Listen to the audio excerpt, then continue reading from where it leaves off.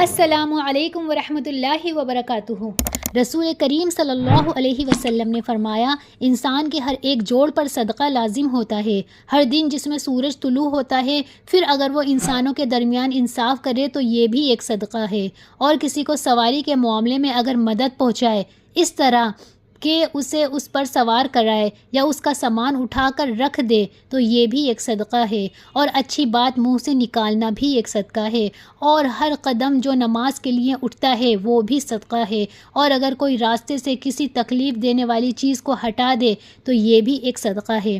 صحیح بخاری حدیث نمبر 2989۔ کیا آپ جانتے ہیں کہ میت صدقے کو کتنی ترجیح دیتی ہے، اور میت صدقے کو کیوں ترجیح دیتی ہے؟ اگر وہ دنیا میں واپس لوٹا دی جائے تو جیسا کہ قرآن کریم نے فرمایا، اے رب، اگر مجھے تھوڑی دیر کے لیے واپس لوٹا دے تو میں صدقہ کروں اور نیکیوں میں شامل ہو جاؤں۔ یعنی کہ جو اس دنیا سے چلے جائیں گے وہ اللہ سے کہیں گے کہ اے اللہ، مجھے صدقہ کرنے کے لیے دنیا میں واپس بھیج دے۔ اے رب، اگر مجھے تھوڑی دیر کے لیے واپس لوٹا دے دنیا میں تو میں صدقہ کروں اور نیکیوں میں شامل ہو جاؤں۔ وہ یہ نہیں کہیں گے کہ عمرہ کروں یا نماز پڑھوں یا روزہ رکھوں یا دوسرے کوئی اور کام، صدقے کو ترجیح دیں گے۔ تو کتنا بڑا ثواب ہوگا۔ میت صدقے کی تمنا اس لیے کرے گی کیونکہ وہ مرنے کے بعد اس کا عظیم ثواب اپنی آنکھوں سے دیکھے گی۔ اس لیے صدقے کو کثرت سے کیا کرو، بے شک مومن قیامت کے دن اپنے صدقے کے سائے میں ہوگا۔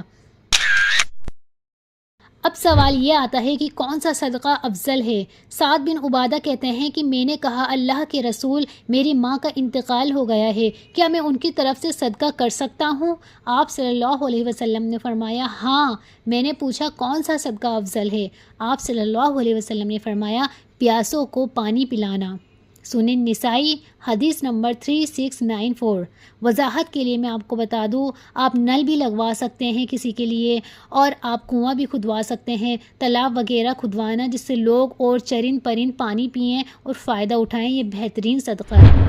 ایک بہت ہی پیاری حدیث ہے، صدقہ کر لو۔ رسول اللہ صلی اللہ علیہ وسلم نے فرمایا، صدقہ کر لو کیونکہ تم پر ایک ایسا زمانہ بھی آنے والا ہے جب ایک آدمی اپنے مال کا صدقہ لے کر نکلے گا لیکن اسے کوئی قبول کرنے والا نہیں ملے گا۔ اس لیے جتنا ہو سکے، جب بھی وقت ملے، تھوڑا بہت کتنا ہی آپ کر سکتے ہیں، اور کوشش کریں گے تو آپ کی عادت بھی بنے گی۔ ایک اور حدیث ہے، حضرت عائشہ رضی اللہ عنہا سے روایت ہے کہ ایک شخص نے نبی کریم صلی اللہ علیہ وسلم سے عرض کیا، میری والدہ کا اچانک انتقال ہو گیا ہے، انہیں اگر بات کرنے کا موقع ملتا تو وہ ضرور صدقے کی وصیت کرتی، کیا میں ان کی طرف سے صدقہ کر سکتا ہوں؟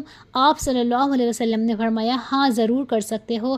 صحیح بخاری حدیث نمبر 1388۔ یعنی کہ اگر آپ کے ماں باپ چلے گئے ہیں تو آپ ان کو صدقہ کر کے ان کے لیے بہت ساری نیکیاں پہنچا سکتے ہو۔ صدقے کی نیکیاں ان کے پاس پہنچیں گی تو سوچیے آپ کے ماں باپ کتنے خوش ہوں گے، کتنا ان کو اچھا لگے گا کہ میری اولادیں صدقہ کر رہی ہیں، اور ان کو تو ثواب ملے گا ہی ملے گا، پلس پوائنٹ آپ کو بھی ثواب مل رہا ہے۔ اور ہمیشہ یاد رکھیے، زندگی میں خوش رہنے والے لوگ ہمیشہ دینے والے ہوتے ہیں، لینے والے نہیں ہوتے ہیں۔ اپنی عادت بنا لیجئے، روز ڈیلی صدقہ کرنے کی عادت بنا لیجئے، اور صدقہ کرنا صرف دینا ہی نہیں، اس کی بہت ساری مختلف شکلیں ہیں۔ وہ کیا ہیں؟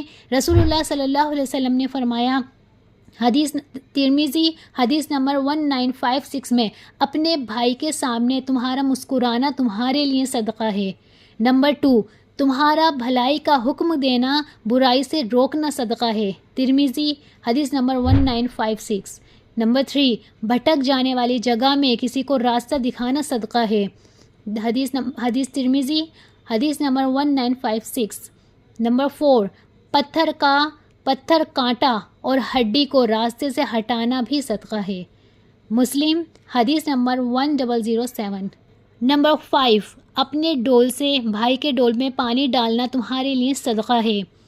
ترمذی حدیث نمبر 1956۔ نمبر 6، ثواب کی نیت سے اپنے اہل و عیال پر خرچ کرنا بھی صدقہ ہے۔ بخاری حدیث نمبر 55۔ اچھی بات منہ سے نکالنا بھی ایک صدقہ ہے۔ بخاری حدیث نمبر 2989۔ ہر قدم جو نماز کے لیے اٹھتا ہے وہ بھی صدقہ ہے۔ بخاری حدیث نمبر 2989۔ سب سے افضل صدقہ آپس میں صلح کروانا ہے۔ ابو داؤد حدیث نمبر 4919۔ نمبر 10، ہر ملنے والے شخص کو سلام کرنا بھی صدقہ ہے۔